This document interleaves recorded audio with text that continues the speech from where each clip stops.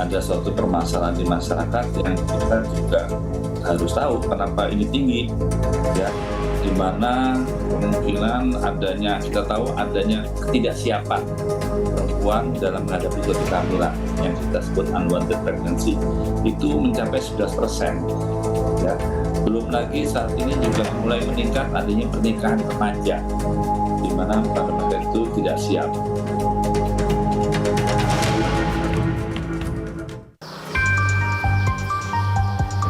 Masih adanya permintaan dari masyarakat dan kurangnya pengetahuan mengenai pendidikan seksual membuat praktik aborsi ilegal masih tetap ada. Kehamilan yang tidak diinginkan seperti hamil di luar nikah, ketidakmampuan ekonomi, kurangnya dukungan keluarga, hingga masalah dengan pasangan menjadi alasan untuk menggugurkan janin.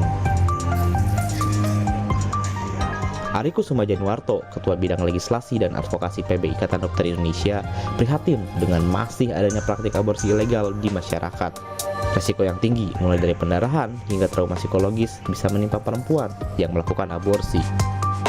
Sangat prihatin, ya. Apalagi kasus ini kasus ilegal, di mana ilegal itu kan yang pasti adalah tindakan yang tidak sesuai atau yang melanggar aturan-aturan yang ada, ya. Dan ini dilakukan oleh kaum perempuan, ya kan, aborsi ini dilakukan pada kaum perempuan, ya. Jadi ini kita sangat prihatin dan ya memang harus ditindak tegas kasarnya kayak gini juga kalau memang ada sesuatu itu aja, Mas. Apalagi ya ilegal ini juga kenapa? Yang saya dengar terakhir-terakhir ini banyak dilakukan oleh tenaga non medis. Nah, jelas ini juga suatu pelanggaran. Ya, kalau kita lihat di sini kan berarti ada suatu permasalahan di masyarakat, ya. Ada suatu permasalahan di masyarakat yang kita juga harus tahu kenapa ini tinggi, ya. Di mana kemungkinan kita tahu adanya ketidaksiapan perempuan dalam menghadapi suatu kehamilan yang kita sebut unwanted pregnancy itu mencapai 11%, ya. Belum lagi saat ini juga mulai meningkat adanya pernikahan remaja, di mana pada mereka itu tidak siap. Kita tahu pernikahan itu berdasarkan undang-undang kan 19 tahun, tapi BKKBN menganjurkan perempuan 21 tahun dan laki 25 tahun. Ini salah satu hal yang memang terjadi. Ditambah lagi, ya kita tahu di era saat ini kan orang hamil gratis, ya. Karena dengan dia bisa menggunakan BPJS segala macam, sehingga banyak orang-orang yang mungkin dia tidak siap tapi dia hamil gitu loh, sehingga ya akhirnya dia melakukan hal ini. Ditambah lagi ada memang kegagalan KB apa segala macam, ya. Nah, ya masyarakat yang seperti inilah yang terjadi dan memang akhirnya dia mencari tempat untuk bisa melakukan pengguguran ini. Aborsi sebenarnya boleh saja dilakukan jika terjadi kedaruratan medis atau kasus pemerkosaan. Tindakan aborsi pun hanya boleh dilakukan oleh pihak yang memiliki kompetensi medis dan wewenang yang telah diatur oleh undang-undang. Jadi aborsi itu kan adalah suatu tindakan yang bertujuan untuk mengakhiri suatu kehamilan, ya, yang dalam kandungan, di mana biasanya itu disebabkan oleh suatu kondisi-kondisi baik masalah janin yang mungkin nggak berkembang atau ibunya mengalami perdarahan, itu terjadi. Sehingga di peraturan di Indonesia itu berdasarkan Undang-Undang Kesehatan menyatakan yang semua orang sebut dilarang untuk melakukan aborsi karena dia mengakhiri kehamilan, tapi ada pengecualiannya, yaitu kedaruratan medis dan kasus perkosaan. Yang dimaksud darurat medis itulah tadi saya bilang yang mengancam ibu maupun adanya kondisi janin yang tidak memungkinkan untuk hidup di luar, sehingga ini diakhiri lah gitu loh. Gitu. Dan yang kedua, kalau tanya siapa yang berwenang, ya di undang-undang pun juga mengatakan dilakukan oleh tenaga medis dan memang dibantu oleh tenaga kesehatan yang memiliki kemampuan dan wewenang. Untuk tenaga medis tentunya baik dokter maupun dokter umum atau dokter spesialis itu memang dalam kita sekolahnya kita mendiajarin gitu asalnya, dan itu semua tentunya melalui suatu prosedur-prosedur. Pro kontra mengenai tindakan aborsi pasti akan selalu ada. Namun, keselamatan perempuan yang melakukan aborsi harus menjadi prioritas karena tingkat kematian yang cukup tinggi. Semua tindakan medis tentu ada risikonya, ya. Kami yang mempunyai kompetensi yang wewenang aja dalam melakukan suatu tindakan itu punya resiko, ya.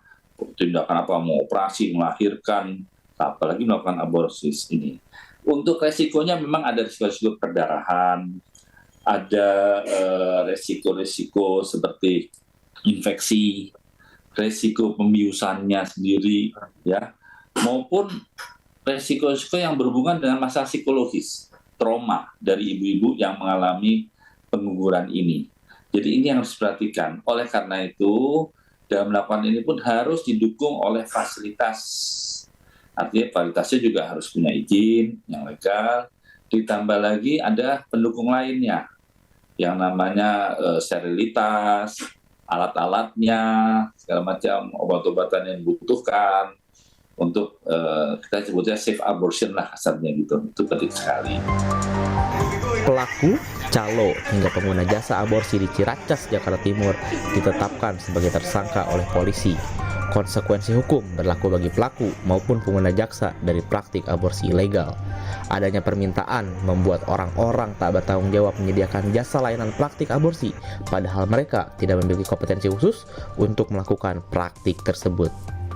Pada dasarnya tentu segala hal yang terjadi di masyarakat itu tentu merupakan sebuah fenomena yang muncul karena adanya sebab dan akibat.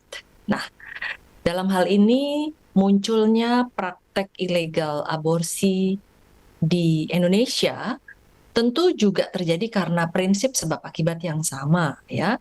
Ketika ada kebutuhan, ada demand begitu ya, lalu kemudian muncullah supply gitu. Jadi karena ada yang membutuhkan, ada permintaan, lalu kemudian muncullah orang-orang yang akhirnya menyediakan jasa layanan praktek aborsi ilegal ini, yang tentu bisa memberikan keuntungan bagi pihak-pihak tertentu yang dari sisi permintaan bisa menyelesaikan masalahnya, kemudian dari sisi penyedia juga bisa memberikan keuntungan bagi pelaksana atau penyedia layanan jasa praktek aborsi ilegal. Ketentuan hukum untuk melakukan aborsi sudah diatur di dalam undang-undang, sehingga tidak mudah melakukan pengguguran. Orang yang melakukan aborsi tidak sesuai dengan ketentuan bisa dipidana selama 5 hingga 15 tahun penjara. Di Indonesia itu sudah diatur di dalam masalah aborsi ini, gitu ya. Jadi bahwa pengaturan aborsi ini sudah diatur dalam sistem hukum pidana di Indonesia dalam pasal 299, pasal 346, pasal 347, 348, dan 349. Dan tentu dalam hal ini ketika ada pelanggaran, terutama dalam hal membedakan jenis kasusnya, apakah itu termasuk di dalam kategori yang memang diizinkan untuk adanya bentuk aborsi, dan sementara ada juga yang mungkin tidak sesuai sehingga akhirnya memenuhi kriteria pelanggaran. Praktik aborsi ilegal memiliki resiko yang tinggi, bahkan dapat menyebabkan kematian bagi para pengguna jasanya. Berdasarkan undang-undang yang berlaku, tindakan aborsi hanya bisa dilakukan oleh pihak yang memiliki kompetensi dan juga memiliki wewenang.